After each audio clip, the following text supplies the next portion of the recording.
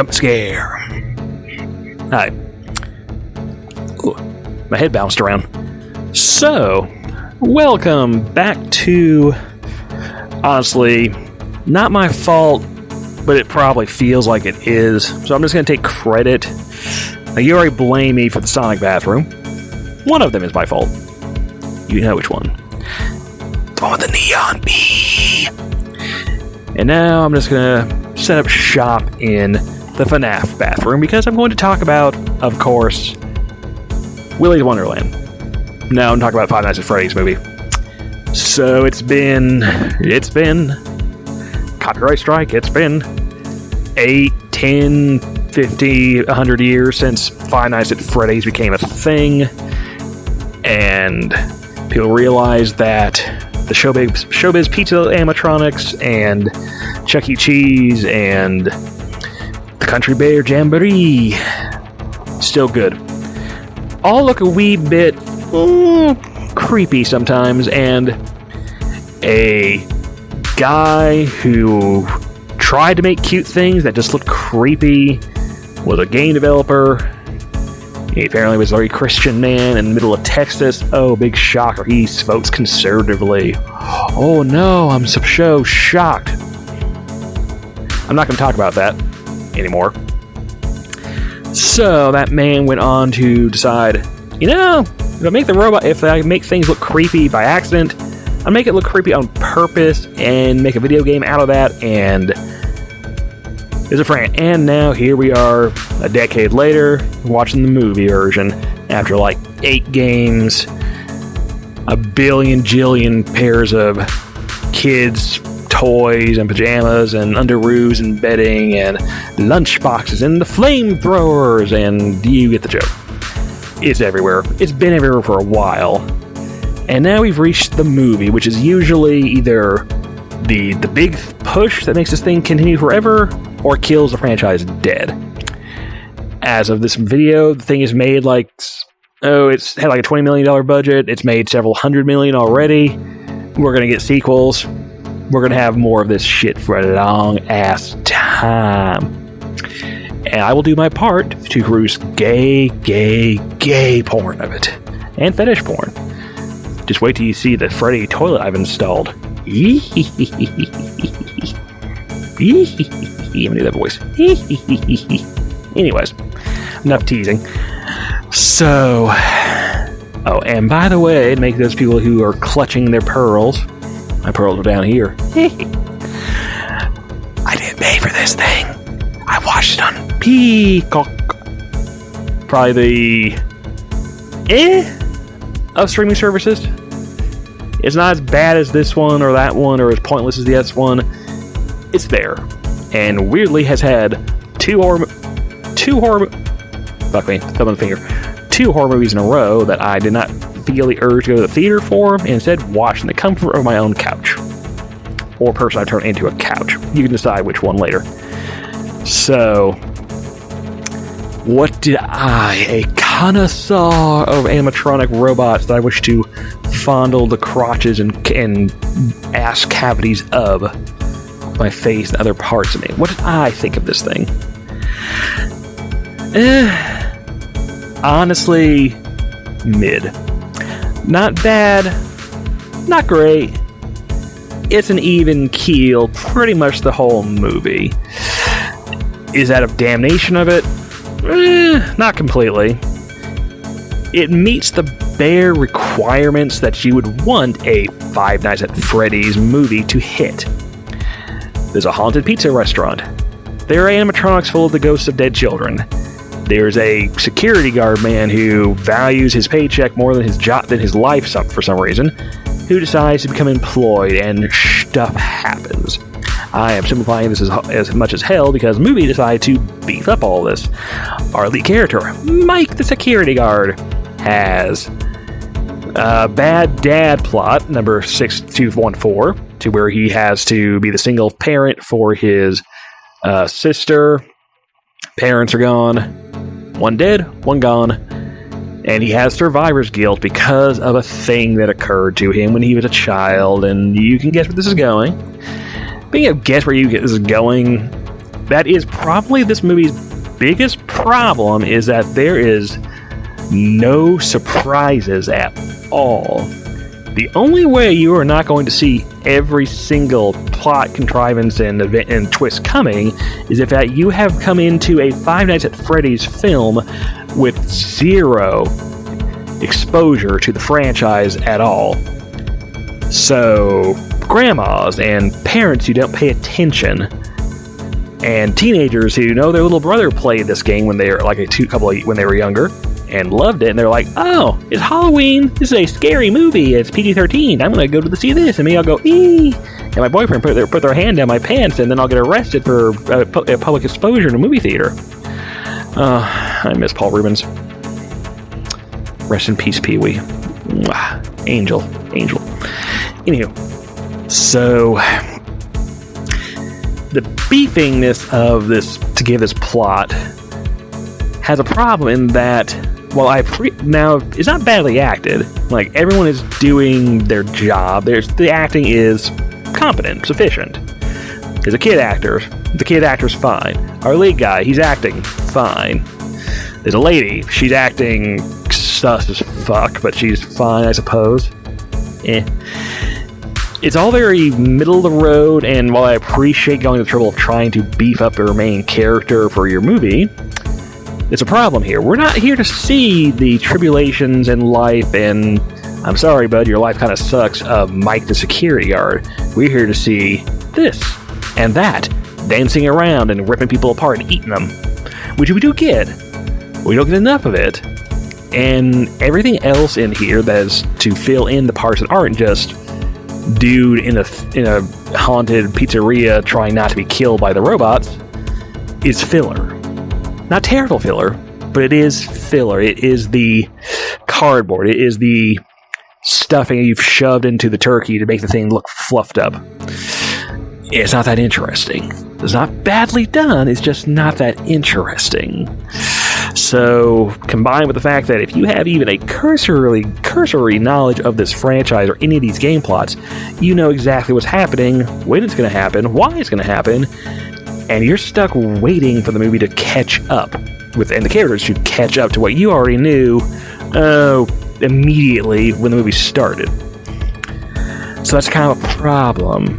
Now, you can get around this by beefing up other things and having fun with the main attractions back here.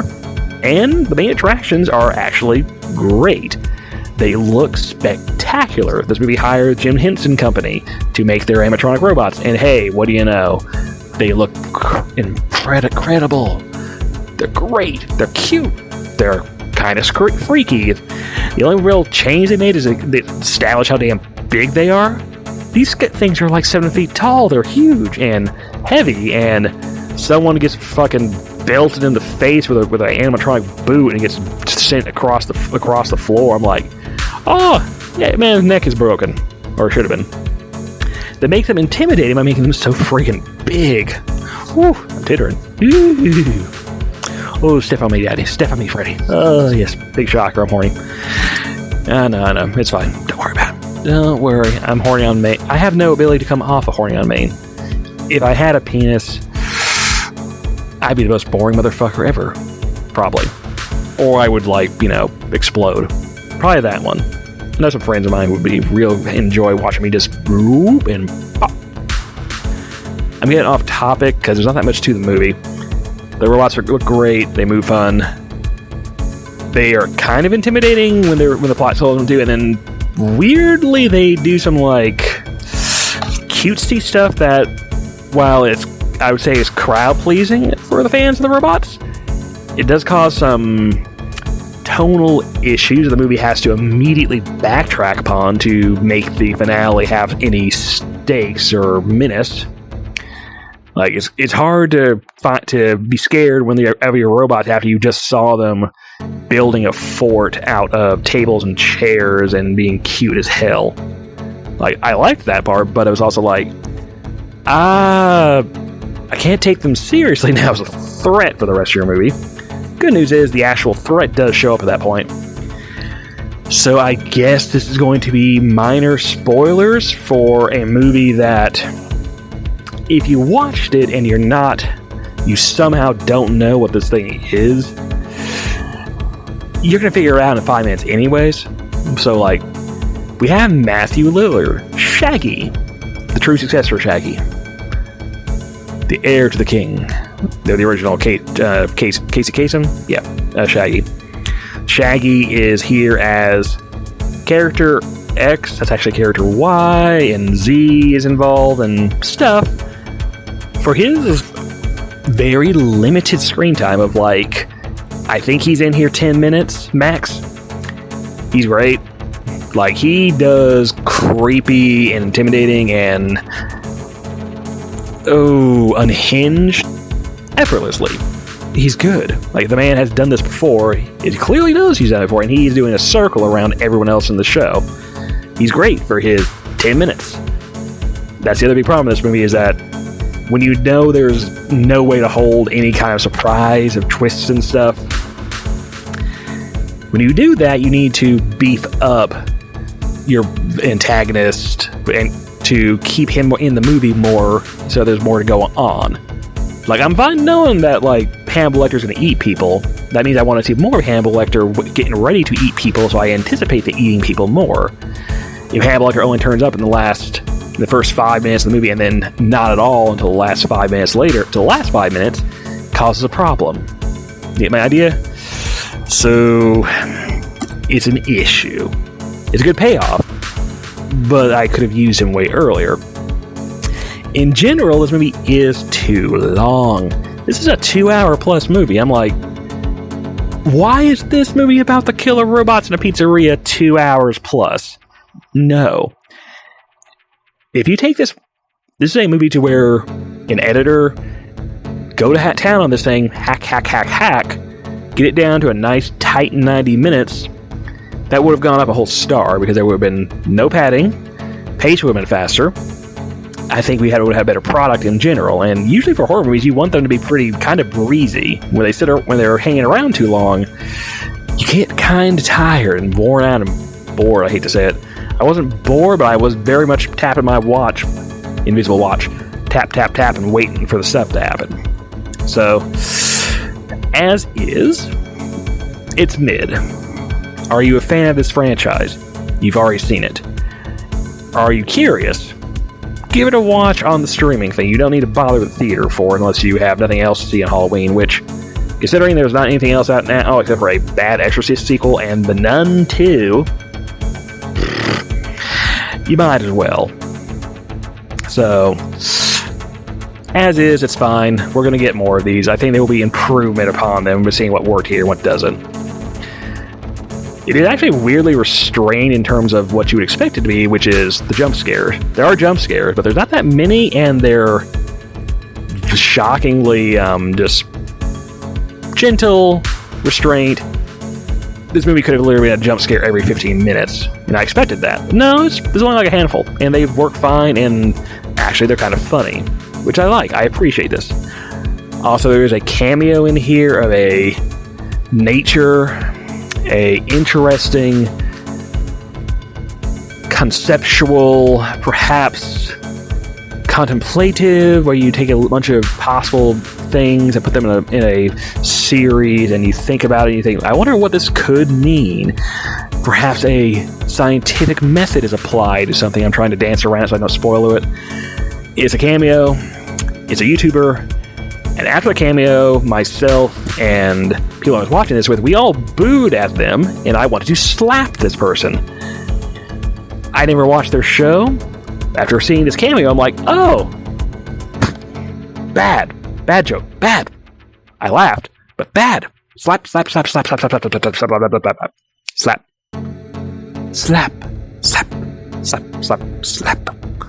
Bleh, bleh, bleh.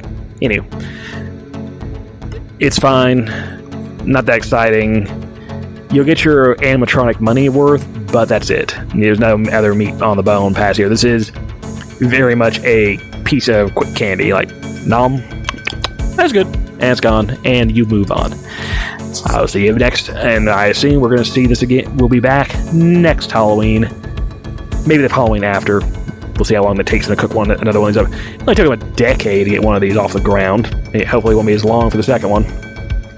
Oh, and clearly, they didn't sequel bait, but they sequel baited. And if you know the games, you know exactly which game they're probably going to do next. I like that, and if they are doing that, good. That one's fun. That one actually will be perfectly fine, and you'll have more Matthew Lillard. Good. Well, I'm in here. There's a urinal. There's a toilet. I'm going to take a dump in one of those, and I'm going to leave it up to you, the viewer, to figure out which one I've left the surprise in. Also, like and subscribe. Oh, watch my YouTube. I actually posted a video of myself in my suit for the first time in like 9 months. You should watch that. Encourage me to put down my sandbags and show off my sexy, flabby body more. I need the encouragement. Please, thank you. I feed off your engagement and views and likes and subscriptions, and go on my Patreon and watch me draw porn. Oh yes, all the porn and horrible fetish things. You're already on my Patreon. You have joined my Patreon. Ooh, listen to the sound of my voice as I kill time. I'm slightly tired of filming this at like 3 in the morning. Good night. Happy Halloween. Buy my merchandise at Walmart. Yeah, there's a bag of an orange Frankenstein cat on sale at Walmart. It's a Halloween candy bag. I bought one. I forgot to put it in the video I filmed for Halloween. I'm a dumbass. I'll do something with it later. Maybe next Halloween. Bye!